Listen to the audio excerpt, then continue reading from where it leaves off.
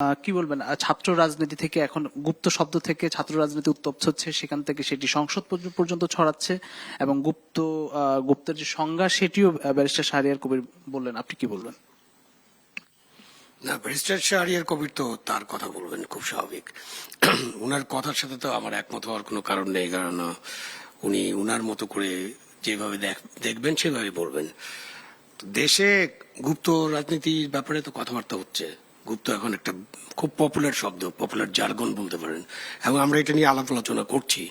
কেন করছি, যেটা একটু আগে ব্যাখ্যা করা হলো যে আপনি গোপন রাজনীতি একটা আছে, আমরা দেখেছি ব্রিটিশ শাসন আমলেও ছিল, যখন সশস্ত্র বিদ্রোহ করার চেষ্টা করেছে লোকজন, তো ওরা কি প্রকাশ্যে সূর্য সেন দাঁড়ায় যাবে একটা রাইফেল নিয়ে এবং প্রকাশ্যে বলবে যে আমি খুন করে ফেলবো? করেনি।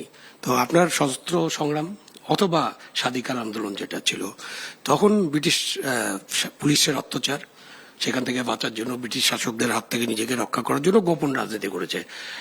ব্যারিস্টার সাহেব যা বললেন, যাদের নাম বললেন, টিপু বিশ্বাস, মতিন, আলাউদ্দিন, হক, তোহা, এরকম আরো নাম 100, 200, 300 নাম বলা যেতে পারে, যে তাদেরকেও তখনকার শাসক গোষ্ঠীর যে রোষানল থেকে বাঁচার জন্য তারা গোপন রাজনীতি করেছেন। গোপন রাজনীতি এবং গুপ্ত, এটা অনেক তফাৎ। গুপ্ত কেন আসছে, যে আপনি গোপন রাজনীতি করেন, কোনো অসুবিধা নেই, আপনি বাঁচবেন, আপনি বাঁচার চেষ্টা করবেন, আপনি কোনো কথা বলছেন, সরকারের এজেন্সিগুলো আপনাকে অত্যাচার করবে, ধরে নিয়ে যাবে, আপনি সেখান থেকে বেঁচে আপনার সংগঠনকে শক্তিশালী করবেন, এইটাতে খুব বড় কিছু আসে যায় না।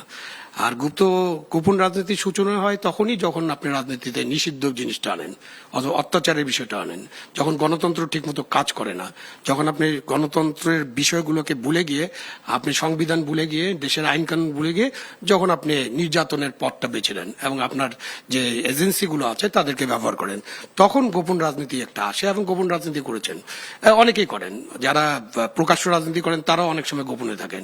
ঠিক আছে, আমি রংপুর জেলায় গেলে অ্যারেস্ট হয়ে যাবো, আমি রংপুর জেলা থেকে চুপ করে বের হয়ে গিয়ে আমি পাবনাতে চলে গেলাম, পাবনাতে মিটিং করে আবার চুপ করে বের হয়ে ফরিদপুর চলে গেলাম। তো এই যে গোপন রাজনৈতিক তৎপরতা, এটার সাথে গুপ্ত রাজনীতিকে মেলানোর কোনো সুযোগ নাই।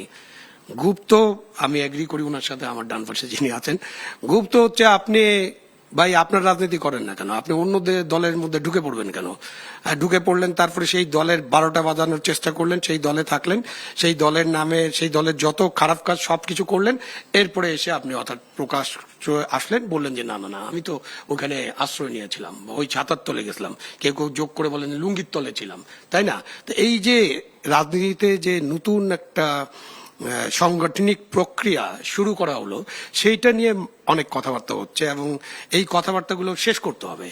দেশে গণতন্ত্রের জন্য গুপ্ত রাজনীতি, এই ধরনের গুপ্ত রাজনীতি এবং গোপন রাজনীতি, দেশের গণতন্ত্রকে যদি আপনি সামনের দিকে এগিয়ে নিতে চান, অন্য কিছু যদি আমাদের মনে থাকে সেটা আলাদা কথা, আমরা অন্যভাবে যদি রাষ্ট্র ক্ষমতা দখল করতে চাই, যেটা বামপন্থীরা চেষ্টা করে, জঙ্গিরা চেষ্টা করে, গুপ্ত রাজনীতির যারা আছে তারা চেষ্টা করতে পারেন।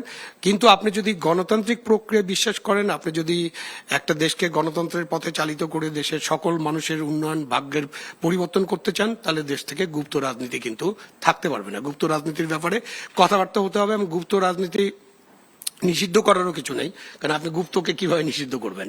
এই গুপ্ত রাজনীতি থেকে লোকজনকে বের করে আনতে হবে। ঠিক আছে, আমাদের দেশে এক সময় আমরা যদি বলি যে না, সেই সময় খুব খারাপ অবস্থা ছিল, আমরা চলাফেরা করতে পারতাম না, আমরা সাংগঠনিক কাজ করতে পারতাম না, আমাদের উপরে গুম, খুন, হত্যা, আয়নাঘর, নানান অনেক উদাহরণ আমরা দিতে পারি।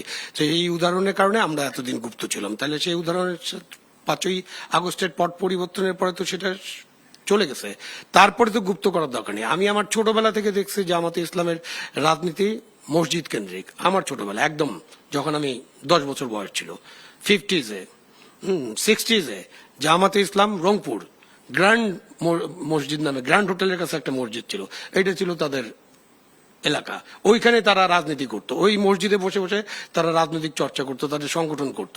তো সেই ধারাবাহিকতা আপনি বজায় রাখবেন কিনা এটা করেন। মসজিদ তো রাজনীতির জায়গা হতে পারে না। সো আপনি ঠিক করতে হবে যে ঠিক আছে, জামাতে ইসলামী তো এখন বিরোধী দল এবং একটা আনুষ্ঠানিক রাজনীতির মধ্যে আসছে।